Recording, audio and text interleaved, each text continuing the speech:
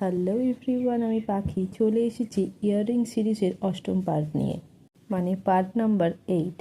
আগের একটা ভিডিওতে দেখিয়েছিলাম যে এর বড় গয়নাটা আমি কিভাবে তৈরি করেছি, আর আজকে চলো দেখাই এর ছোট্ট ছোট্ট দুটো কানের দুল কিভাবে আমি তৈরি করি।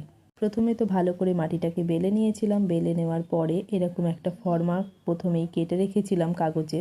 তারপরে এই মাটিটার মধ্যে ফর্মাটাকে রেখে দিয়ে ডিজাইন অনুযায়ী খুব সুন্দর করে কেটে নেব এখানে। আর কেটে নেওয়ার পরে ধারে যেসব মাটিগুলো লেগে আছে সেগুলোকে পরিষ্কার করে দিয়ে ধারটাকে সুন্দর করে প্লেন করে দেবো বা স্মুথ করে দেবো, যাতে দেখতে খুব ভালো লাগে। আর তারপরে এর মধ্যে ইউপিন লাগিয়ে দিলেই আমার কিন্তু ইয়াররিং রেডি হয়ে যাবে। তার আগে যেসব কাজগুলো থাকে ছোট ছোট ডিজাইনগুলো করা, তাই ছোট ছোট ডিজাইনগুলো এগুলোকে আমি করে নিয়েছি নিজের মনের মতন করে। ডিজাইন বলতে কিছুই না, এই গয়নাটা আর ইয়াররিংগুলো যেহেতু একটা কুঁড়ে ঘরের শেপে রেখেছি, তাই জন্যই এটার মধ্যে যা যা দরকার সেইগুলোই আমি করেছি।